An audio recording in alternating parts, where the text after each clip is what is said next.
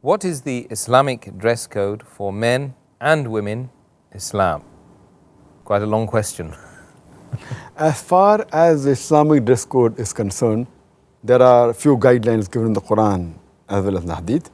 Allah first speaks about the hijab for the male, then for the female in the Quran. Allah says in the Quran in Surah Nur, chapter number 24, verse number 30, say to the believing man that he should lower his gaze and guard his modesty.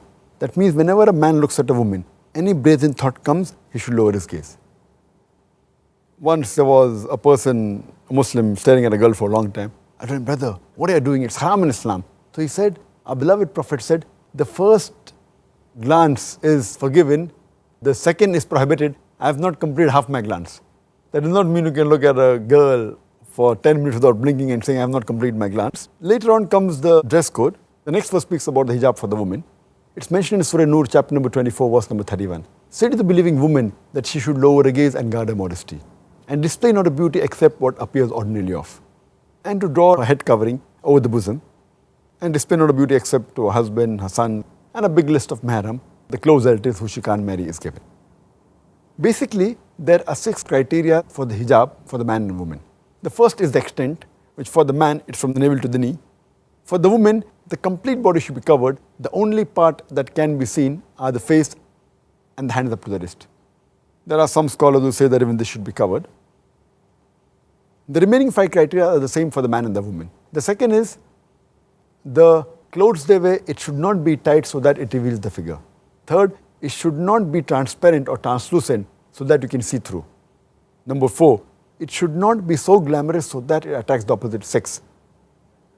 Number 5, it should not resemble that of the unbeliever. And there's the hadith in Sahih Muslim, volume number 3, in the book of dress, hadith number 5173, where once a person was wearing a saffron colored clothes. So the Prophet said that remove this color resembles that of the unbeliever. Saffron is the color of the unbeliever. So you should not wear clothes that resemble that of the unbeliever.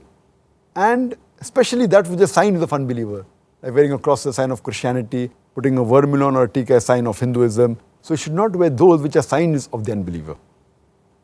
And the 6th criteria is you should not wear clothes that of the opposite sex.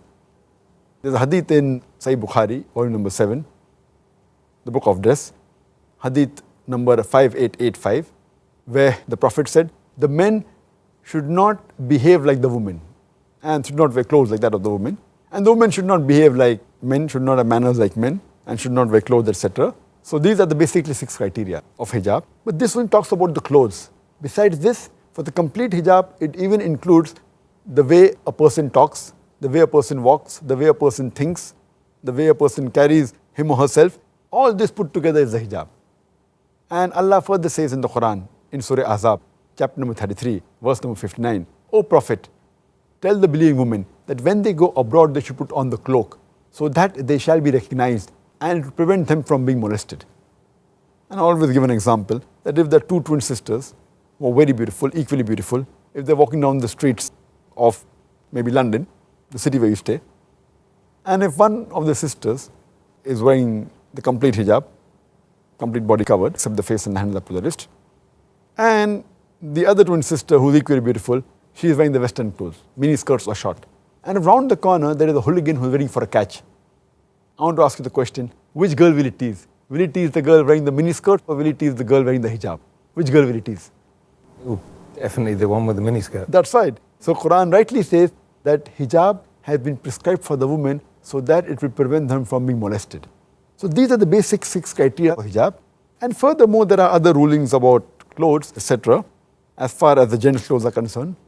For the men, our beloved Prophet said that gold and silk are prohibited. It's mentioned in Sunan Nisai, book of Zinat, chapter number 40, hadith number 5147, where the beloved Prophet said, 2 things, gold and silk are forbidden for the males of my ummah, but they're permissible for the females. Furthermore, you get guidance from the hadith that the trousers, the lower garment, should be above the ankle. It should not be below the ankle. And it's mentioned in the hadith of Sahih Bukhari, volume number 7, book of dress, hadith number 5787.